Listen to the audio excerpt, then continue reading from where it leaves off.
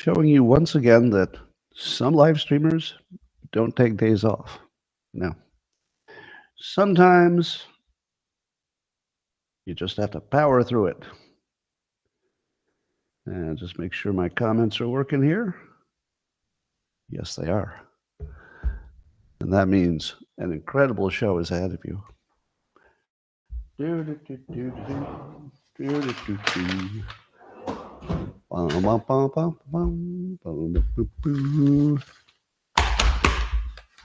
Good morning, everybody, and welcome to the highlight of human civilization.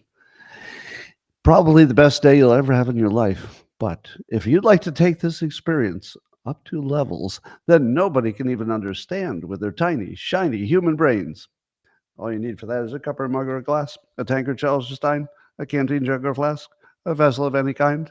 Fill it with your favorite liquid. I like coffee. And join me now for the unparalleled pleasure. The dopamine end of the day, the thing makes everything better. It's called the simultaneous sip. And it happens now.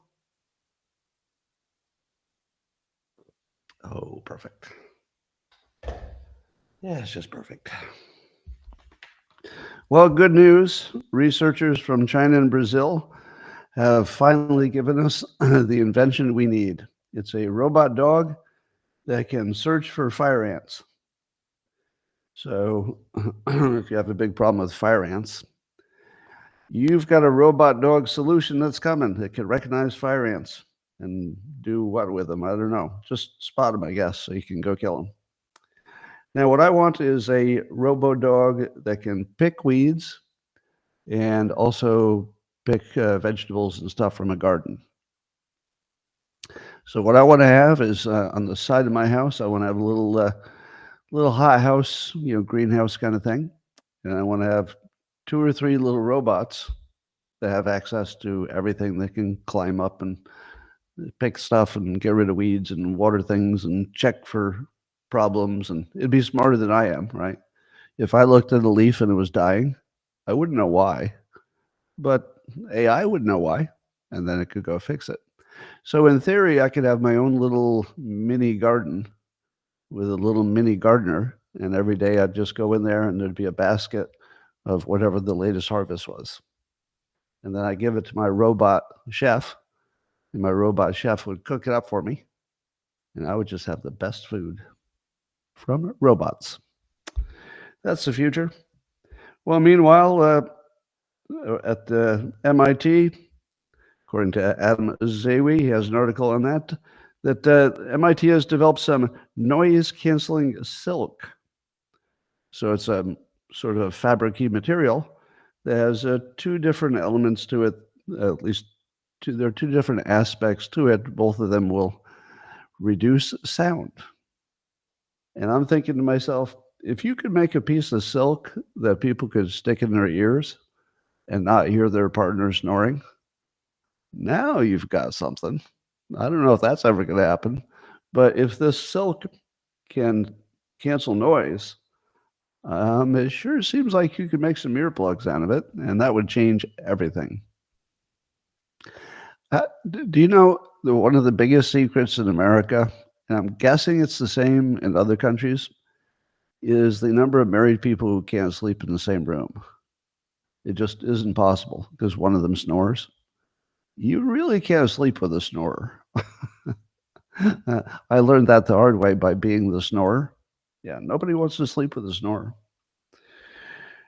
Anyway, here's a funny story. According to The Atlantic, Daniel Engber is writing that there's this business school scandal that just keeps getting bigger.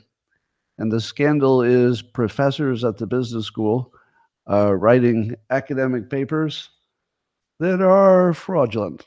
Let's see, what terrible business school has that? I mean, I'd sure hate to have a degree. Can you imagine? Can you imagine having a degree from one of these great business schools that you find out the professors are all a bunch of see, what business school was it? It was the UC the UC Berkeley Haas School of Business. Okay, that's where I have my MBA. But the joke's on them because I disowned them for being racist already. So I don't have to disown them for also being having professors who are big liars. I already disavowed them for being racist. Oh, poor Haas Business School. Anyway, there was one professor in particular who was just racking up the fake studies and got caught. According to the New York Post, gun ownership has soared among Republican women, but it's declined among Democrat men. So there are fewer Democrat men with guns, and there are more Republican women with guns than there were recently. Is anybody surprised by that? I actually thought everybody would have more guns, but apparently the men have decided they don't need them. But the Republican women are strapped. So since 2019, 33% of GOP ladies have been packing heat. Is that true? Is that true that 1/3 of Republican women are gun owners? That's way more than I thought. I would have guessed 10%. That's pretty impressive. And that's up from 22%, a few years earlier than that. Pretty impressive. Meanwhile, in SciPost, the creepiest of all scientific studies. Are you ready for the creepiest of all scientific studies? I almost wasn't even going to talk about it, but I think I can do it without going to jail. So there was a study. Eric Dolan is writing about this in SciPost. So it's a study published in Complementary Therapies and Clinical Practices, which of course you all read, that children who have ADHD can be benefited by massage. So they made sure they had very professional, this is key, professional massage therapists. And it didn't say so in the study, but I'm going to like to think that they were closely monitored by observers. Because I hate to think that they were putting a bunch of children behind a closed door with a massage therapist. I hope that didn't happen. But assuming that they were properly supervised and there was nothing hinky about the experiment itself, what they believe they found is that the kids who got regular massage therapy slept better and concentrated better and did better in school. Now, do you know who would have guessed that without a study? I would. Do you know why I think this worked? Because here's just a speculation. I feel like there's something about ADHD that we don't fully understand. Well, I guess that's an understatement. I think everybody would agree with that. But if you're distracted, and maybe I'm just speaking for myself, it's because there's something you're looking for that you need that you don't have. Now, that's my take. This is not agreeing with any scientists or anything. I have no idea what the scientists say. But my take, whenever I'm distracted, is not so much that there's just too much in my head. It's that I'm aware that there's something I need that I don't have, and I'm looking for it. But I don't know what it is, so I don't know if I have it yet. So I'm just sort of looking all the time.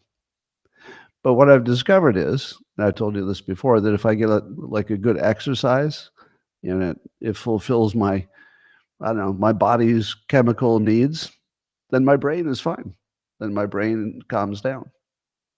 So are you surprised that a massage, which would have similar benefits to getting some good exercise, would also calm the brain? It should. But I would also add this second thing. In my own experience, that when I've got a good dose of oxytocin, which you can only get from physical contact with other humans, that I don't need much else. So if you give me oxytocin, I'm not immediately thinking about working harder or exercising or solving a problem. I actually have everything I want. I just sit there thinking, oh, it's a good day. I've got everything I want. Glass of water, it's all I need.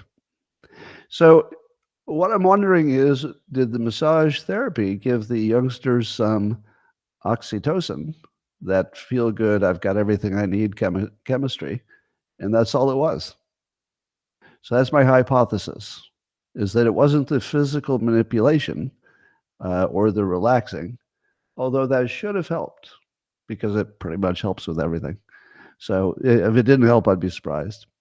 But maybe the bigger thing is that people don't have enough oxytocin.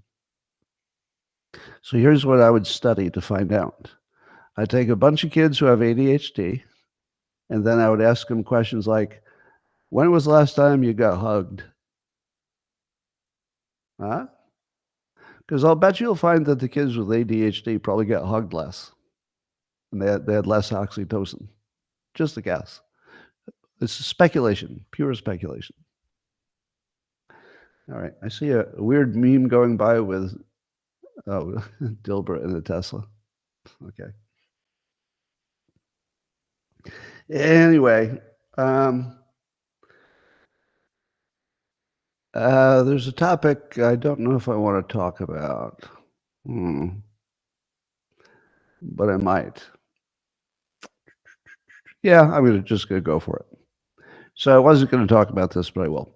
So somebody that I don't know, who is says they're fans of Dilbert and fans of mine, have created a crypto that I guess is called a Dilbert, and they've asked me to promote it.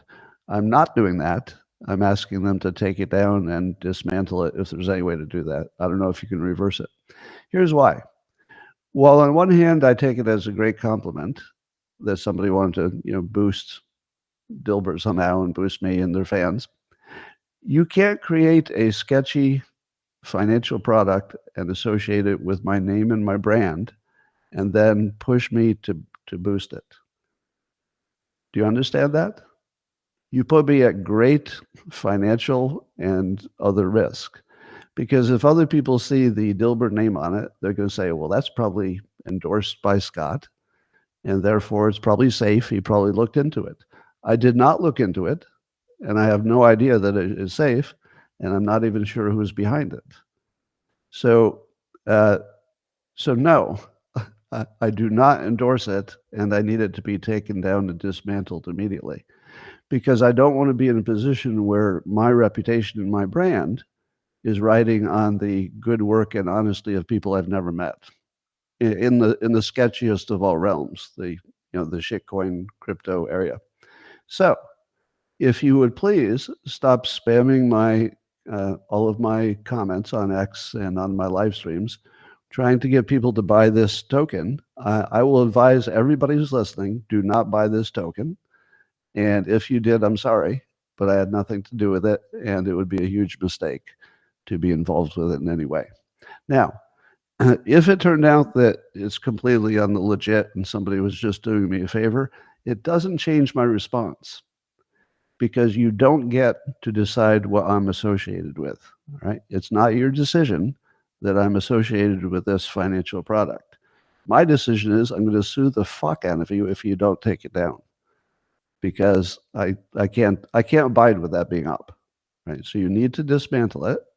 And if you're just fans, then no hard feelings. If you didn't know, I will accept I didn't know that was going to be a problem. That would be perfectly acceptable.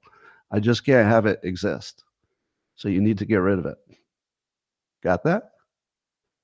All right. So I didn't really even want to talk about it, but stay away from that thing. All right. Here's a study from Gilmore Health News. Pursuing happiness as a goal often fails to make people happier. Here's why I think that makes sense. The reason you can't pursue happiness is it's not a thing. You can't pursue happiness. You could pursue a wild animal. You could pursue a ball that's rolling down a hill.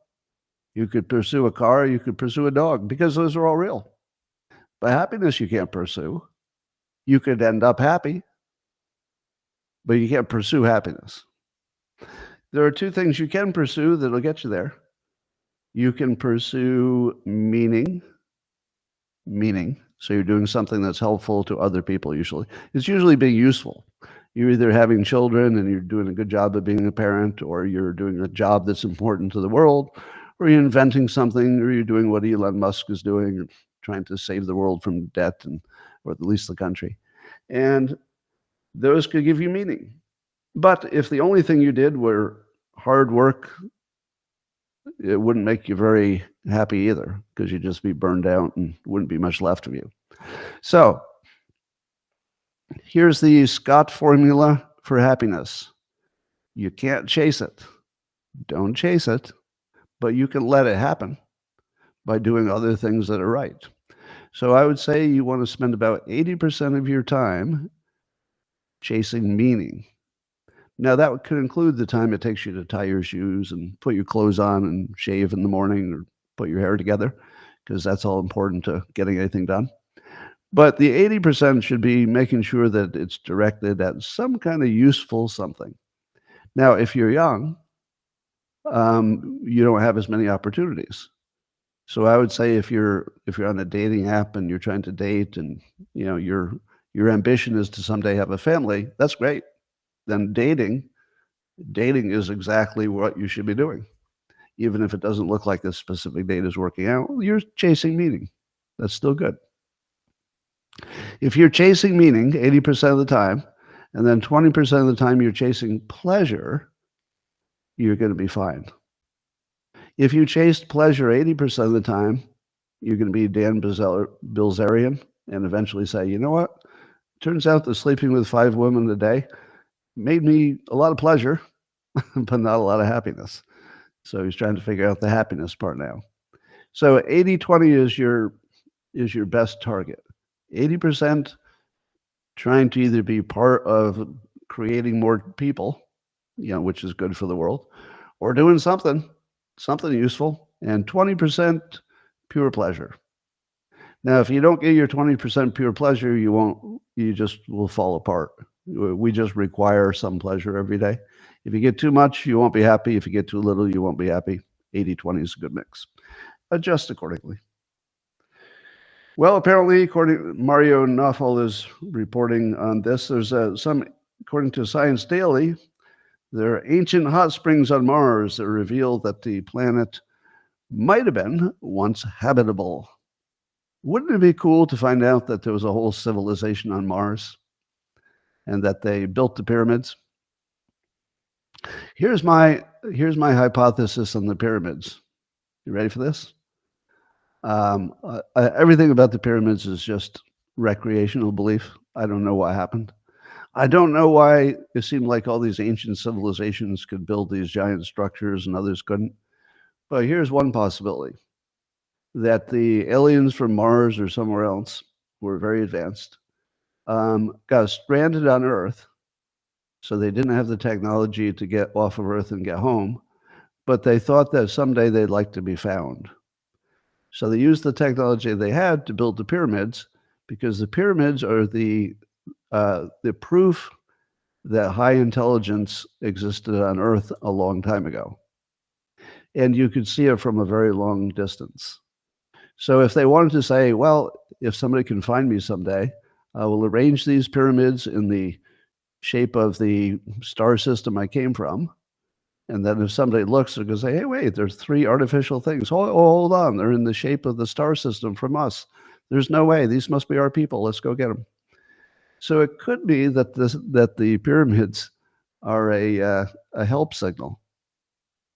Just something that can be seen from a very far distance from a very advanced civilization, to say, whoa, we better go pick those guys up. Of course, they're long dead, so it's too late. Just speculation. All right, here's something I liked hearing from Vivek Ramaswamy. He's saying that healthcare is a critical frontier for DOGE, the Department of Government Efficiency. And he met with some of the other incoming appointees in the Trump administration. He says they're serious about reducing costs. And here's the important part. He said they understand innovation is a key part of the solution. innovation is a key part of the solution. That's what I want to hear. Because if you tell me you're just going to cut my costs, I don't want to hear that because you probably can't do it.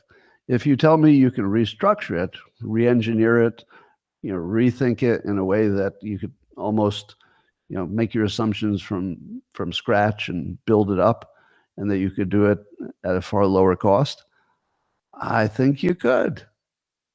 I'll bet you could. I spend a lot of time, just way too much time, thinking about ways you could lower healthcare costs. And it turns out that the hard part is that 90% of the healthcare costs come in your last year of life.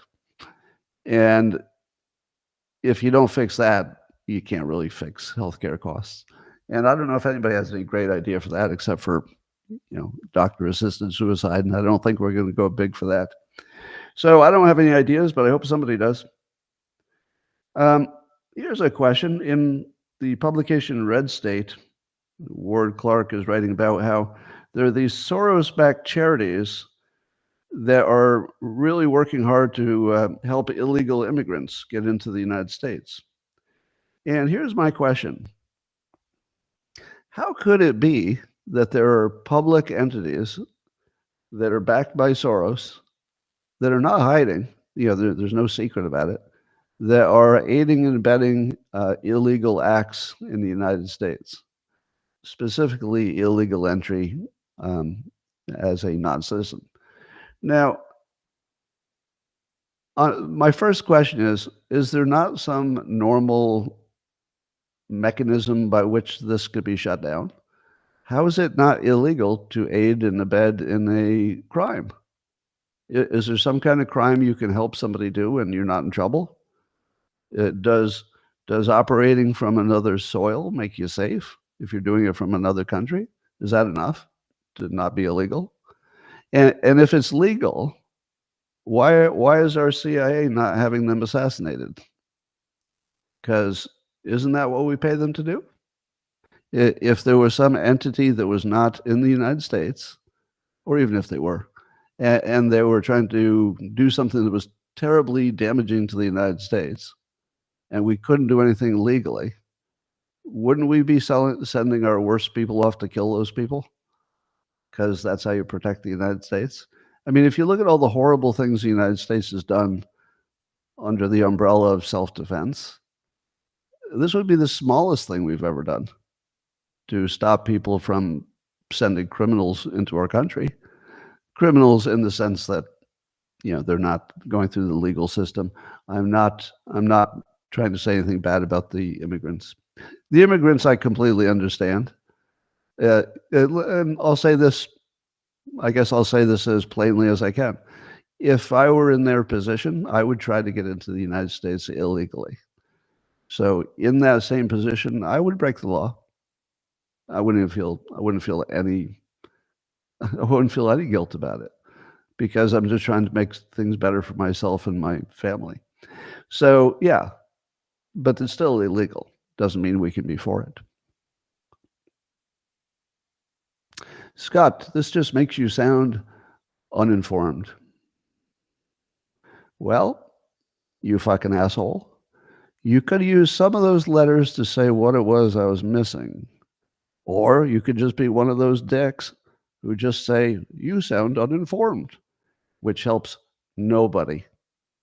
So while you're being useless and rude and disruptive, great job there. So you know that 80% of the time when you're working toward meaning, you're not in the 80%. You're not being useful.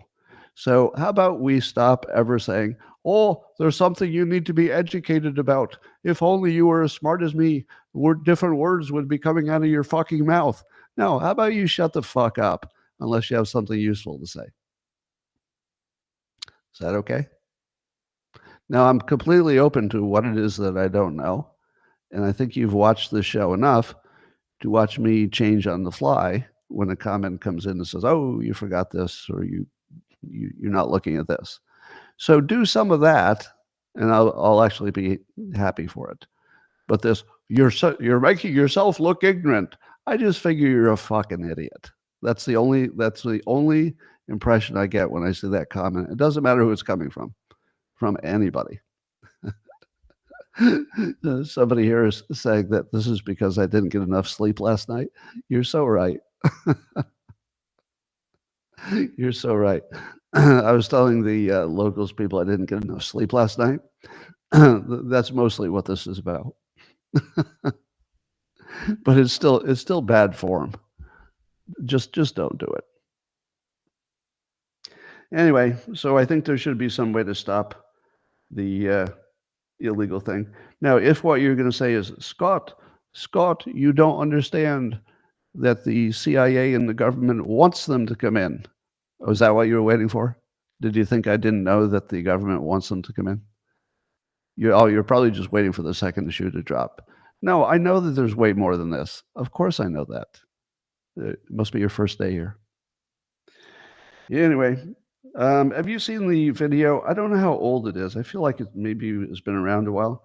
But one of the hosts of The View, Sonny Hostin, was on that show where you find out who your relatives were, your DNA gets checked, and then they check your background. And she found out that she was completely wrong about her own background. She thought she was Puerto Rican or half Puerto Rican, but turns out that might have been a Spanish part of the family from Spain, and they were slave owners. That's right. Sonny Hostin of The View comes from a family of slave owners. And watching her learn that she's from a family of slave owners was something I had to watch 20 times in a row. I just kept playing it and replaying it because there was a part where she tried to laugh about it. But the smile and the laugh was so fake that it was just hilariously uncomfortable. You have to see it. It's in my X feed if you're looking for it.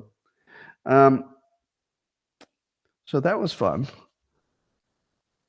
But even more fun than that, apparently, so I think there now have been 3 separate times in the last week. I'll take a fact check on this. 3 separate times in the last week when The View had to read a legal disclaimer.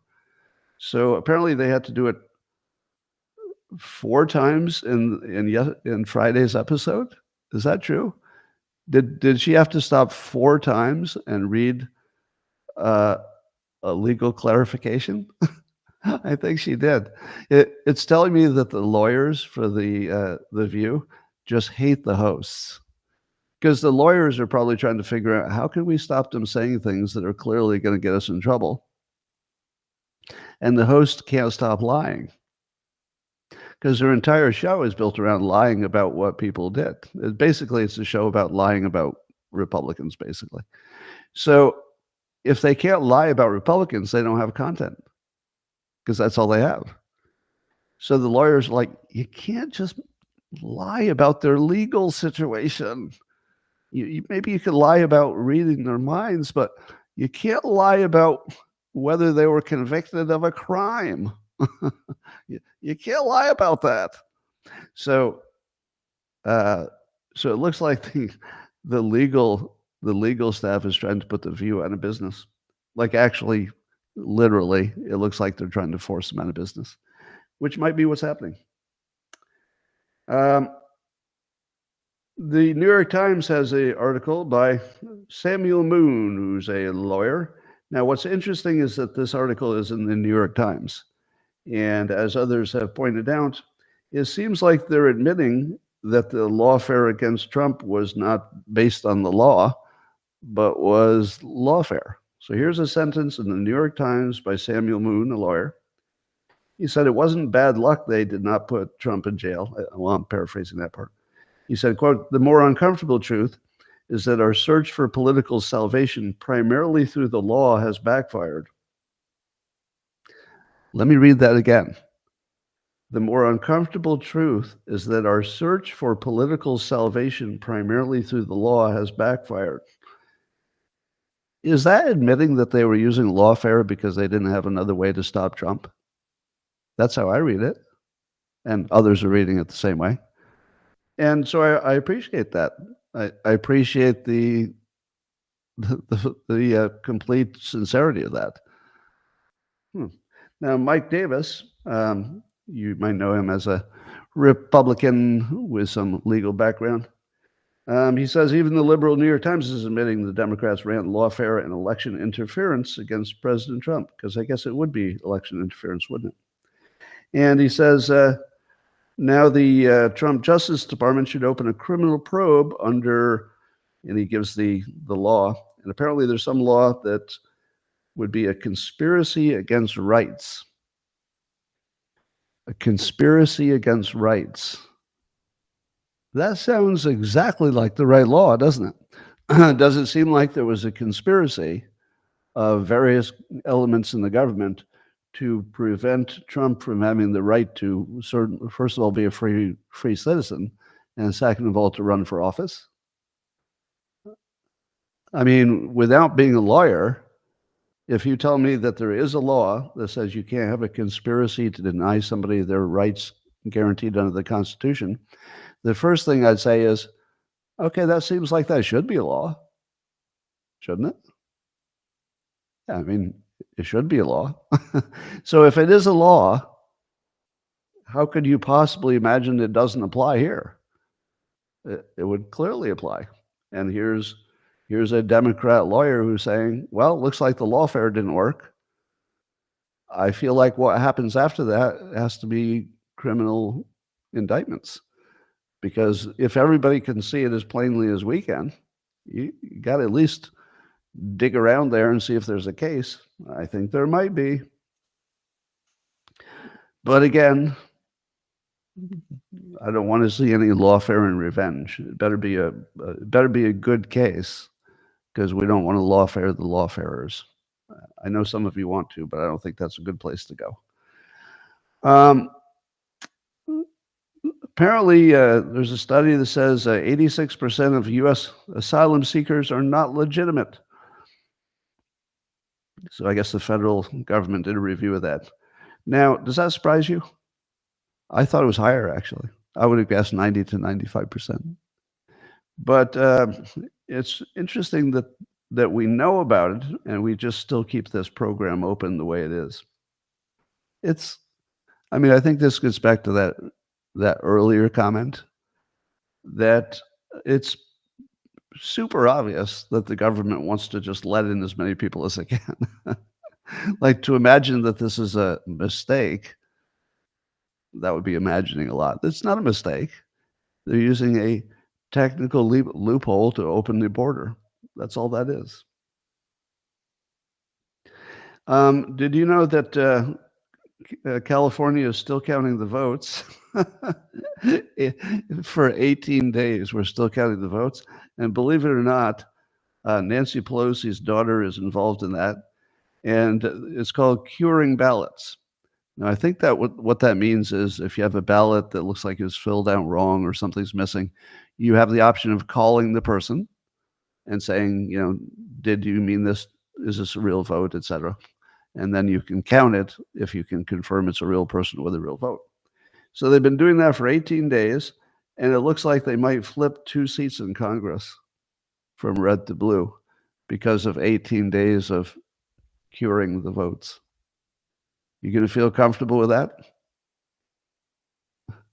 18 days of curing the votes. Yeah. I see there's some kind of a fight going on the comments here. Let's see what that's all about. I just wanted to take a look at what all the fighting's about. All right, I can't see. Never mind. Well, Elon Musk is having a great time on X. He seems quite addicted to it, which he's admitted today. And he asked this question. He said, how old were you when you realized others couldn't see the Matrix? So I'll ask that question to you. How old were you when you realized others couldn't see the Matrix? Now, the way I interpret that is that how old were you when you realized that basically everything's a lie? I went with 11. Have I ever told you my story at age 11? I've written this in my book, so some of you you've heard this. Now, I'll start by saying that I'm pro-religion. Now, I think you've heard me say that before. I'm very pro-religion. I think Christianity, and not to pick a favorite, but just to pick one as an example. Christianity and others, Judaism, etc. They have a lot of benefits for the people who practice it. Islam, if it's if it's not if it's not related to any terrorists or anything, if you're just practicing it happily and minding your own business, probably great. So I'm very pro-religion. I just don't have one because I don't think you can make yourself a believer. I just don't have an ability to enter that space. So when I was 11 years old, and my parents would send us to Sunday school, it was called. It was a Methodist church. And we would go there and we'd learn all our little Sunday lessons. And one day when I was about 11, the lesson was about Jonah being swallowed by a whale or a giant fish, I guess. And he lived in the whale's stomach for a while, but he prayed and God saved him. And the whale spit him up and he was none the worse for being in the whale or the big fish's stomach. And I remember I called a meeting with my mother because that's when I realized I was in the Matrix. And I said, Mom, now I'm paraphrasing because obviously I don't remember my exact words at 11, but it was something like, today I learned that a giant fish ate a guy, and apparently the stomach acids of the fish weren't operating, and this particular guy got out because he prayed to God. And then I said, Mom, are you aware that this is all made up? And she never answered me. And I think I tried a few times, like, but you know that these couldn't possibly be true stories, right? You know that I read comic books. You've seen it. You see me reading comic books. What would be the evidence that Spider-Man exists that would be different from the evidence? So that's sort of the direction I went. To her credit, and then I said, I'm resigning from religion. And at 11, I told my mother I wouldn't be participating anymore. And to her credit, to her everlasting credit, one of the greatest things she ever did, she said, okay. And we never spoke about it again. Because I tried it. If I'd never tried it, then we would have had a longer conversation. But the rule was you don't get to be a quitter. No, don't get to be a quitter. If we put you in baseball, if we put you in Little League and you don't like it the first 2 weeks, you don't get to quit. If you play for 3 years and decide you don't want to play a 4th year, yeah, then you've tried it. So the fact that I'd already gone to Sunday school for now, 5 years or something, and that I'd worked it through and I had an argument and I had a position and I called a meeting and I staked out my position. And she said, okay, never talked about it again. And by the way, I never even learned what my parents' religious beliefs were. Still don't. They never talked about it. I mean, they attended a little bit of the church activities, but they weren't regulars or anything. Anyway, so I call that the Matrix. Now, of course, it was a very long trip to find out that all of the news is fake and most of the science is fake too, and that everything we learn about history is made up. Now, that took longer, but once I realized that something kind of basic could be just a story that people tell. Now, if you prefer and say, but Scott, you're wrong because the Christian religion is all correct, you would certainly agree that all the other religions are wrong. So it ends up being kind of the same point if you just might think you got the right one. Anyway, here's a Matrix example. In the Matrix, do you remember why Tulsi Gabbard was being called a Russian asset and still is by some of the Democrats? That came from Hillary Clinton. Hillary Clinton also, of course, tried to make Trump the Russian asset. I think Hillary's calling card is she always tries to get a twofer. So Hillary hates Russia and Putin, and often she'll hate somebody else. So if she hates somebody else, she'll just say that they're a Putin puppet so that you can take out the person that you hate, but also keep the pressure on Putin. So apparently she did that trick, the same trick that she did on Trump. She tried on Tulsi Gabbard. And that's part of the matrix.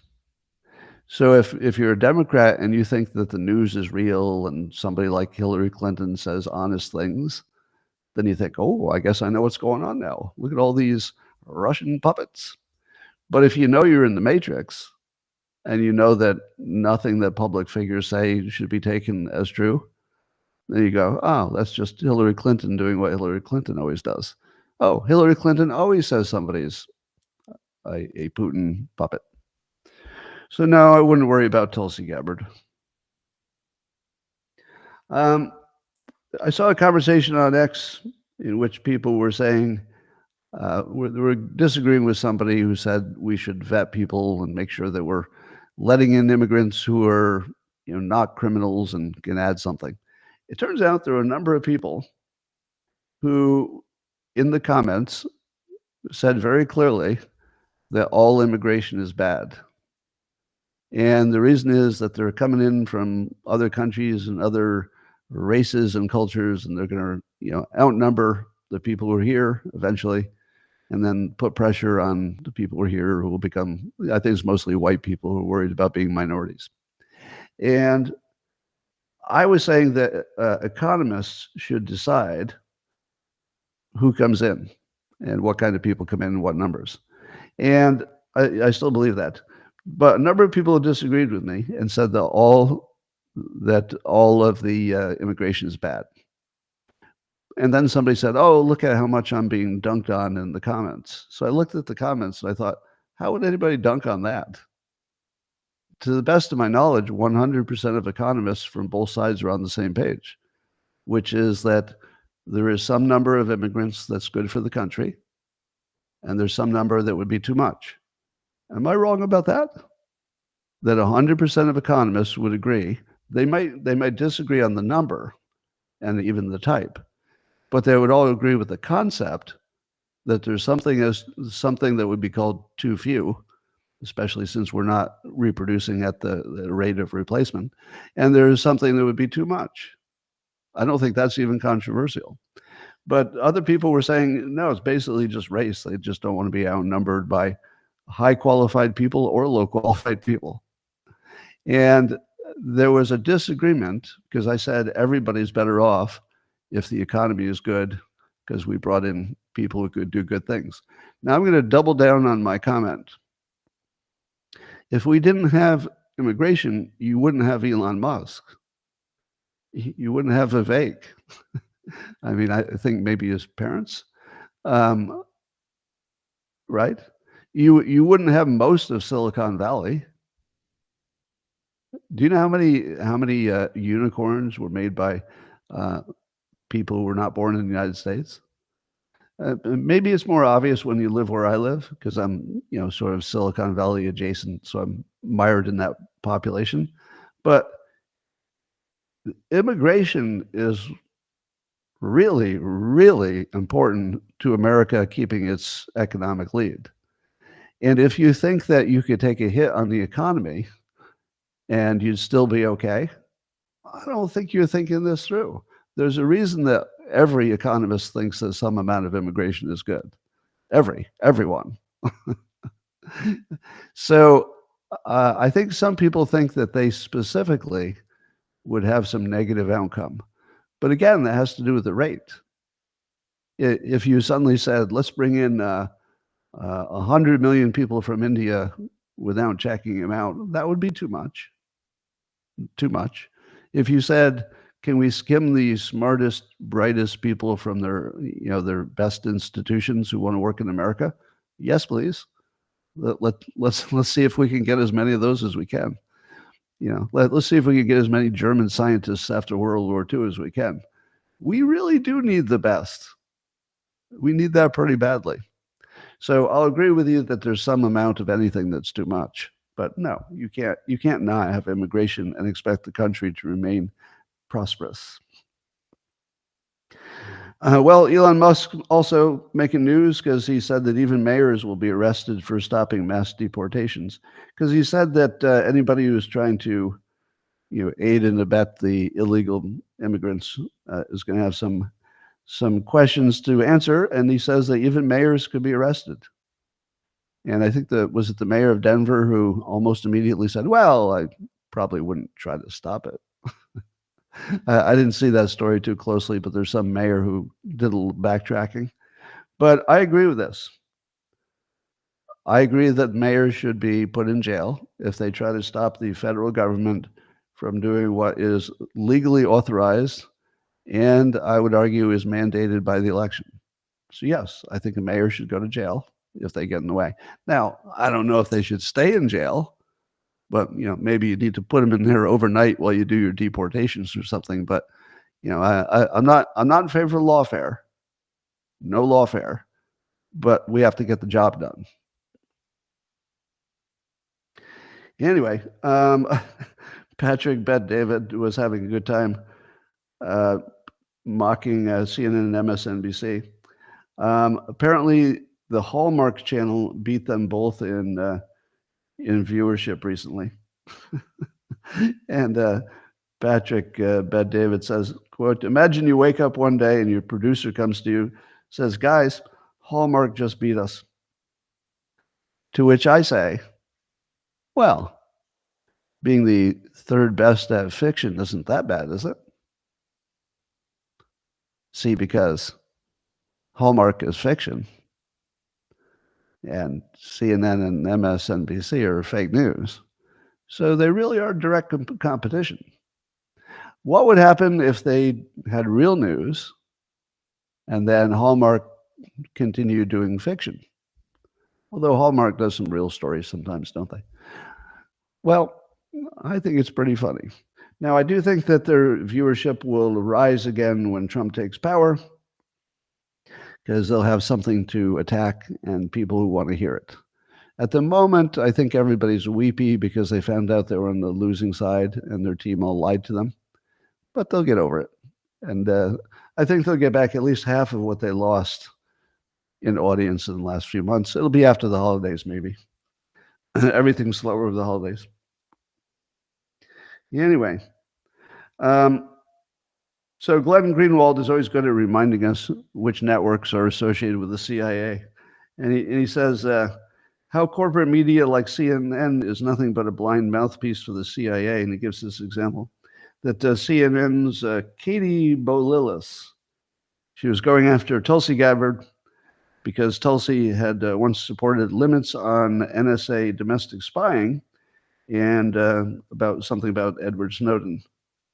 So, and then Greenwald points out that Katie Bolilis repeatedly slips in, quote, intelligence sources tell us, to maintain the facade of neutrality. If you hear intelligence sources tell us, what should you do with that story?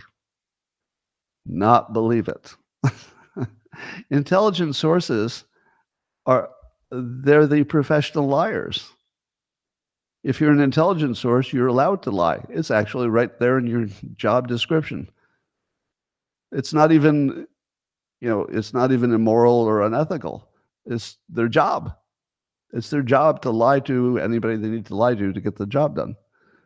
So, yes, it does look like CNN's got a little influence there from the, quote, intelligence sources. I don't believe any non-named sources. I'm seeing it was an article saying progressives need a new leader. How in the world are they going to do that? So this is one spokesperson in the Democrat Party.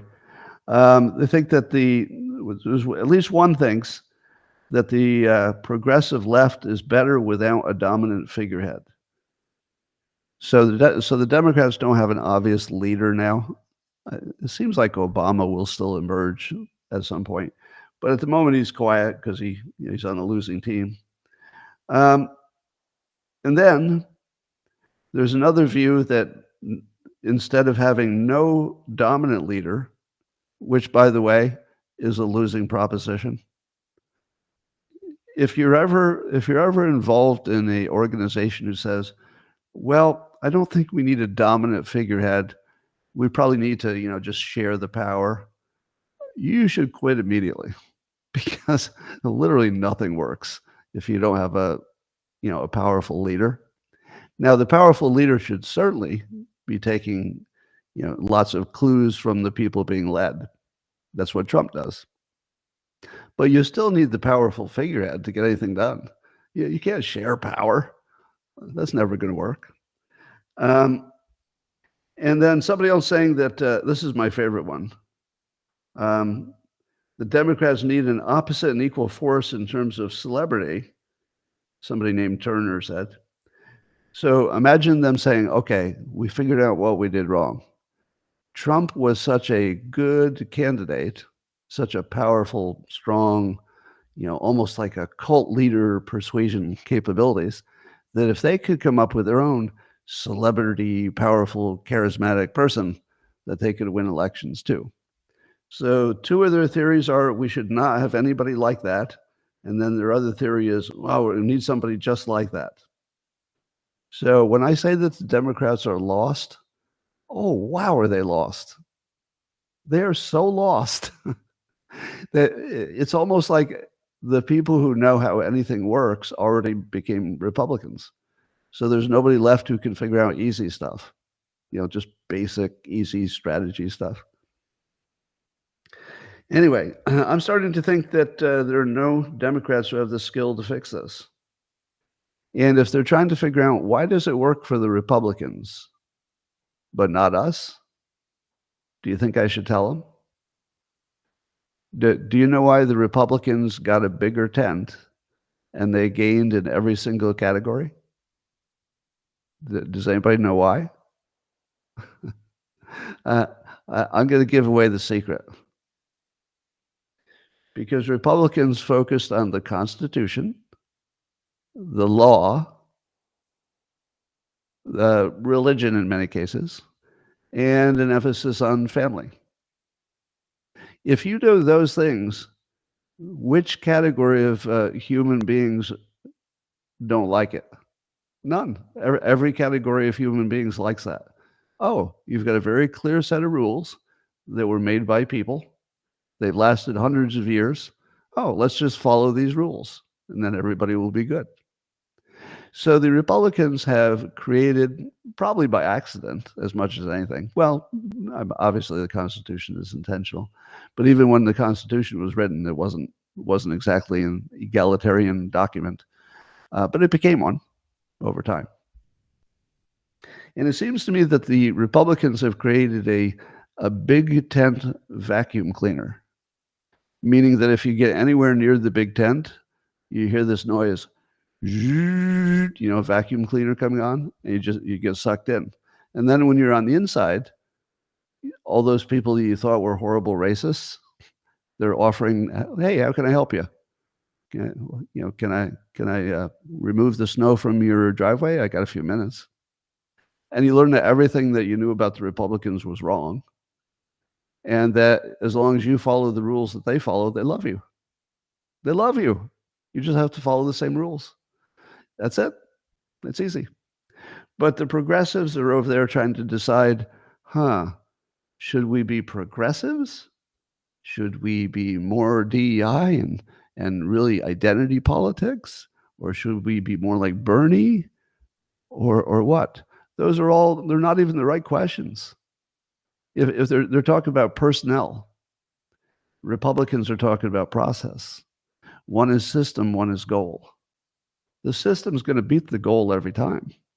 So if the Democrats don't figure out how to create a system, which they don't have, they can't beat the system. So here's what I mean.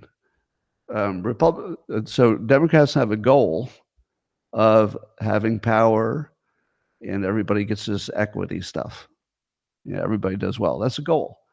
It's a pretty good goal, right? Of course, they want power. They think they're the good guys. They want everybody to do well. Good goals. Then you look at the Republicans. They have systems. Hey, we got to make sure we're following this Constitution. And that's why we got to make sure that the Supreme Court is filled with what we call the originalists, the people who are going to follow the Constitution the way it was written, not make up stuff. That's the system. That system, among other things, caused the abortion question to be sent to the states. How'd that work out? Well, it worked out really well for Republicans because it kind of took it off the table for the federal election, which was a better system. And at the same time, the local people in the states have, majority female voters in almost every state, so they can kind of get what they want over time. That's a system. The goal was for them to get all the abortion rights they wanted right away. They will get all the abortion rights they want in each state. Eventually, the system will work through it and they'll get exactly what they want. But the system of just making sure you're picking meritocracy, you're following the law, you're following the Constitution, and that you're actually doing a primary, that's another system mistake, right? So the Republicans said, we're going to have a competitive primary, and they did. The Democrats said, we'll just push this dying guy through. No, we'll replace him. No, there's no system.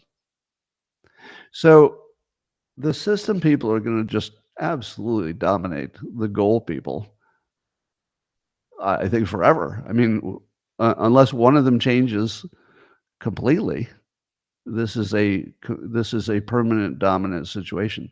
And the fun part is that the Democrats can't figure it out because they're locked in an identity world.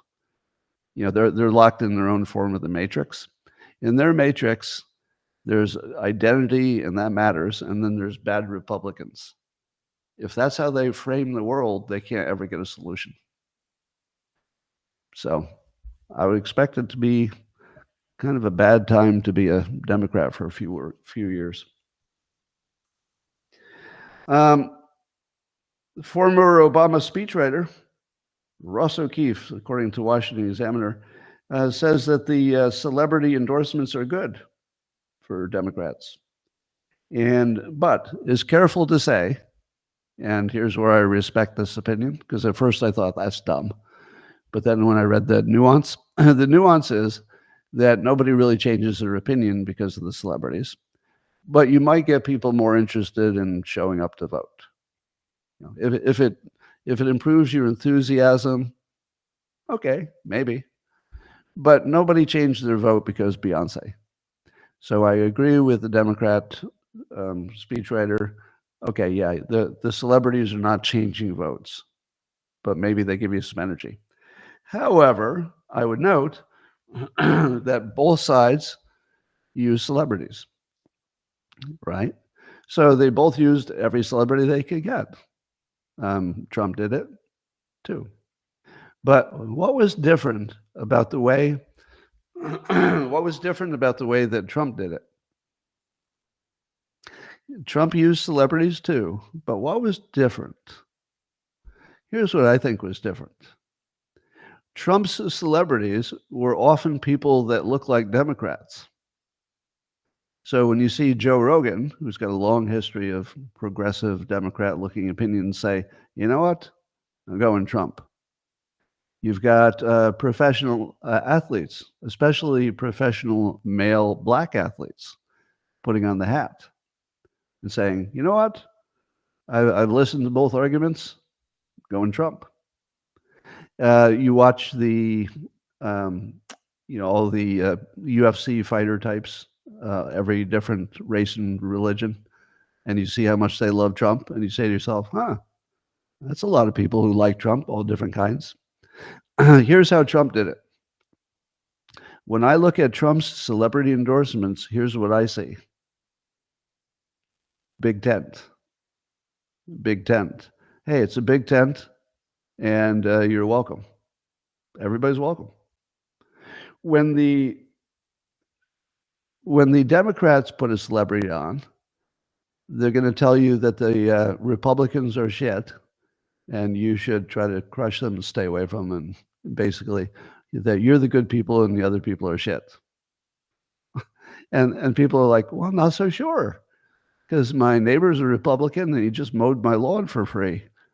Like, but you're telling me he's bad. Like, how does that work? So I think that Trump just quietly doing what makes sense, common sense, attracted people from every domain who appreciate common sense, such as having border control. So you get some Joe Rogans, you get your RFK Juniors, you get your Tulsi, and suddenly it's hard not to notice that everybody who likes common sense solutions seems to be moving toward Trump, and it doesn't matter what their color or race or religion is. And I think that Trump did it the right way. So he used the celebrity endorsements as evidence that it's safe. His biggest problem was making it safe to say that you're on his team. And that's what the celebrity endorsements did. And by the way, that wasn't Trump making it happen. I've said this before, that I think the public dragged Trump across the winning line, the finish line. I don't think he pushed himself over. I mean, he did a great job. So not taking nothing away from Trump's performance, it was amazing. One of the best you've ever seen. But still, it took people taking big risks in their personal and professional lives to say, you know what, I'm putting this hat on. And, Musk was the biggest one, the biggest risk. Maybe will be the biggest winner. But when you watch other people take a big risk like that, it's very inspiring. So I think Trump used it the right way by kind of ignoring it and letting it happen on its own. And then it formed on its own. And then it helped drag him across the winning finish line. Anyway. So the DNC vice chair, according to The Hill, Ken Martin, he criticized the party for losing, and he said, quote, "We don't know how or why we lost." Now, that's the most honest person. Like, he's the one I'd listen to, because he goes on, I think he was on, might have been News Nation. No, he was on CNN with Jake Tapper. And he said this directly. This is a direct quote. "We don't know how or why we lost." Now, that is exactly right, because I'm observing that everybody's speculating, like, maybe we should have done this, maybe we should have done that. But when you put all that speculation together, the summary is, we don't know how or why. And I don't think that they can find it, because think of the irony of this. So this is the DNC vice chair, and he's appearing on CNN. And he's talking to Jake Tapper, and he's saying, we don't know how or why we lost. He's on CNN. He's talking to Jake Tapper. People get the news from CNN and Jake Tapper. The CNN decided what people saw, and MSNBC decided what people saw. So it almost didn't matter what the Democrats were doing if there's somebody else who decides what people see. So I don't think that he was quite realizing the irony that he was talking to the problem, Jake Tapper. Now, not specifically Jake Tapper, but CNN.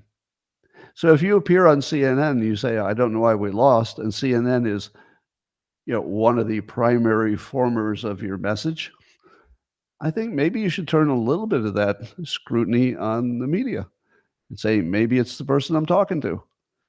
Maybe if you had not pushed the Fine People hoax, which Jake Tapper did, maybe people wouldn't be leaving for that reason. Some of the most important people who left the party say directly, and they say it out loud, is because when I found out the Fine People hoax was a hoax, that's when the whole matrix opened up, and I could see that the Democrats were just lying. So Jake Tapper was a big part of pushing that and other hoaxes. If you can't recognize that the media is the ones causing the Democrats to fail, how could they possibly recover?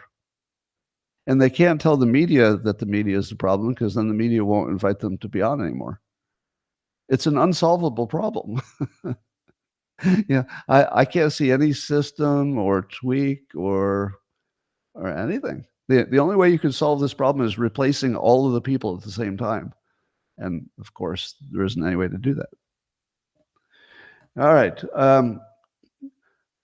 Colin Rugg had a little video and a post on X about Washington Post's Jennifer Rubin. She was mocking Trump's because his nominations were too white. And she said when they looked at the page of the nominations, there were 1,000 shades of white. Ha ha ha. She said, I have to comment. When he put up all those faces, it was 1,000 shades of white. Have you noticed that? Well, I'd like to do a call out to one of my followers, Mike Burt. Mike Burt, what are you going to say about that? That's sort of an inside joke. All right, we have within locals, I've authorized one person to be inappropriate as much as he wants. Not too bad, but so we have one court jester who's allowed to say the things you really shouldn't be saying, but we've allowed one person to do it because it's actually fascinating. If you cut yourself off from the opinions that differ from you, you're not going to understand the nuance. But this was funny for reasons that you won't totally understand. But I would note that they're not entirely white. I think there are some Asian Americans, there's some other flavors, and there's some Hispanic Americans. I think there's at least one, some Middle Eastern American type. And Scott Turner was selected for head of HUD. So HUD has a black guy who was part of the executive team over there, I guess. And he's got a good resume. Now, what do you think? Do you think that the HUD appointment was a DEI appointment, just so Trump could say, well, they're not 100% white? Well, I don't know. I also don't know if HUD needs to exist. Can anybody tell me why HUD exists? Is there anything the HUD does that couldn't be replaced by something far more efficient? I think they have tens of billions of dollars of funding that they kind of allocate, but couldn't that be allocated more locally? So here's my take on what's wrong with every urban development problem. So somebody says, if only there were a big bunch of money, and then somebody says, all right, here's your big bunch of money from the government. And then it's allocated to people who apparently just steal most of it. How do you stop that? So if you have a system that's good at producing money and delivering it, but then once it gets delivered, it's stolen somewhat reliably, or it's given to the wrong vendors who can't get the job done, you're never really going to fix it. So it seems like that what we need is to fix the funding oversight. I feel like the decision of how to spend money locally should be not in the hands of the elected representatives.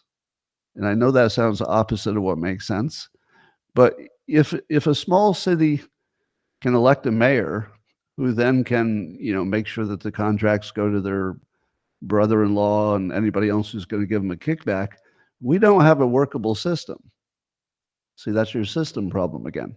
So what I like to see is Vivek and Elon coming up with maybe some ideas collectively for how we can make sure that if money is sent to an urban place for urban development, that it just doesn't get stolen. Because if you don't fix that, there's no point giving anybody any money for anything. And I also worry that Republicans maybe have written off the inner cities because they're not getting many votes there. And I don't think you can fix it.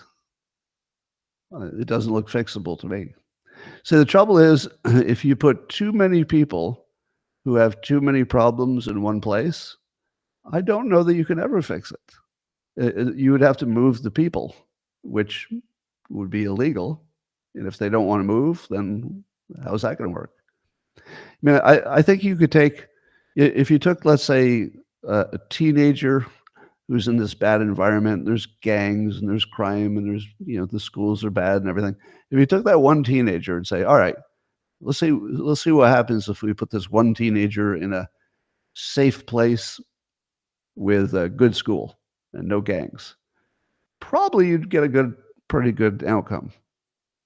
But if everybody is in this one place and they all have the similar problems, they're not going to feel like they have to escape because they're just sort of living the same life as everybody around them.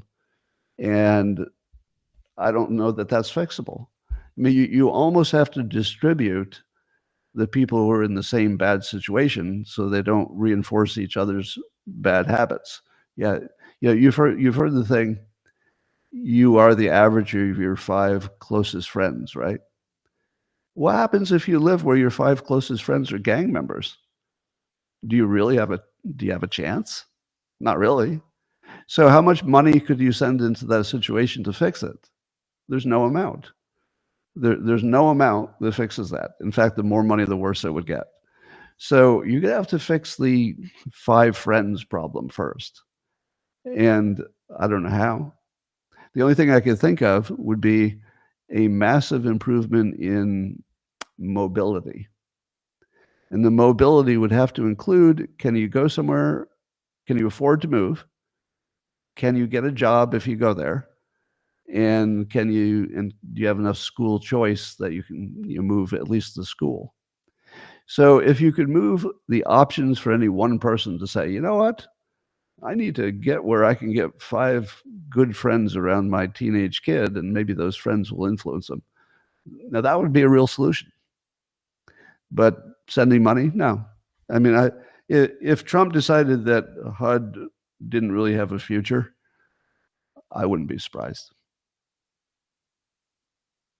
Anyway, I saw Chamath talking about on the All In Pod.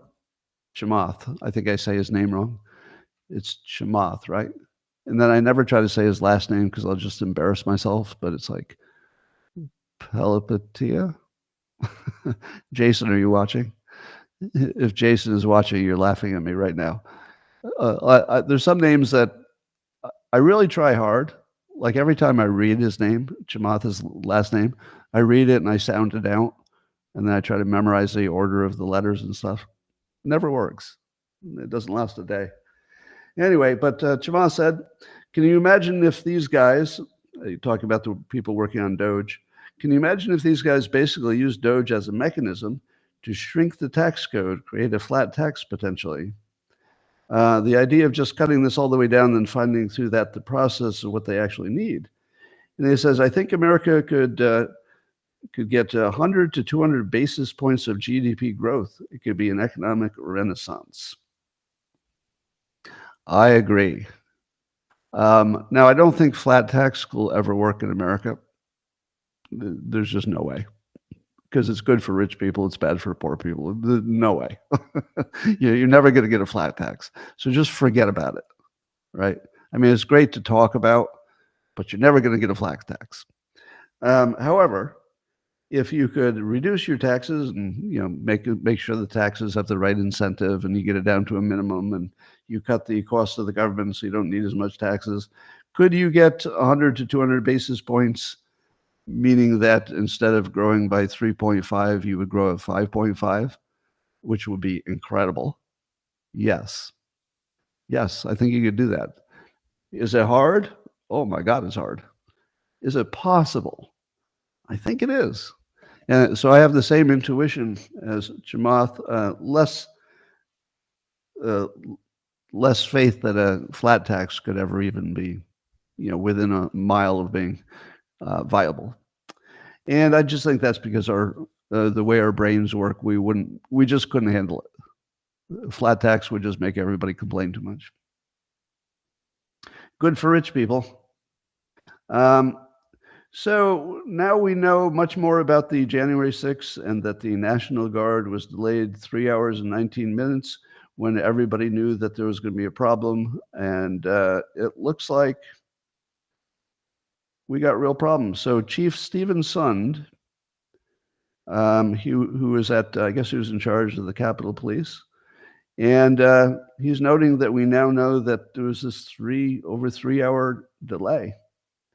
And if they'd sent the reinforcements, it would have looked completely different.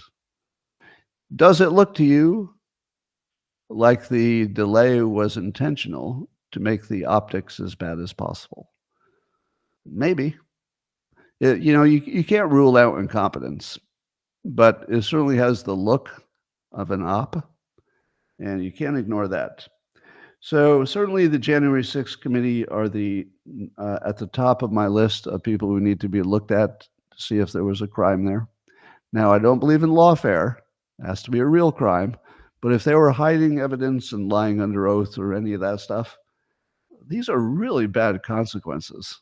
I mean, what happened to the country? People in jail for it. If there's nobody on the January 6th committee that ends up in jail, I feel like I'd be disappointed. But if they didn't break a law, that's the way it's got to be. Anyway, California is making it harder to produce gas in California, so we're all dead. Forget about that. So the story about Biden doing this last-ditch effort to send all the money they have to Ukraine, was it Anthony Blinken said, President Biden has committed to make sure that every dollar we have at our disposal will be pushed out the door between now and January 20th. So that really doesn't sound like somebody who's taking care of America, does it? We're going to make sure that we push every one of your dollars out the door before the government changes. That doesn't sound like they're on our side. It really doesn't. So, I mean, there's a tone problem there. But the way it's being framed is that these moves are designed to make sure that Ukraine is in the strongest possible negotiating position when Trump takes over. Really? Really? Is that why they're pushing all that money through right now? It's to help Trump get a good outcome? Is that why? I don't think so. I don't think so. No, I think that there's a massive money laundering operation, and they're pushing as much money through it so they can suck as much out of it as they can, and basically robbing Ukraine and robbing the United States while they leave office. That's what it looks like. That's what it feels like. I don't have any proof, but sure looks and feels like it's a money laundering, money stealing operation. But nonetheless, it could be true that it would keep Ukraine strong enough to negotiate well as well. So that's good. All right. That's all I got for you for my prepared remarks today. I'm going to go talk to the people on locals who haven't yet banned me. And I'll see the rest of you on Rumble and YouTube and X tomorrow, same time, same place. And we'll have fun again. Thanks for joining. And locals coming at you privately in 30 seconds.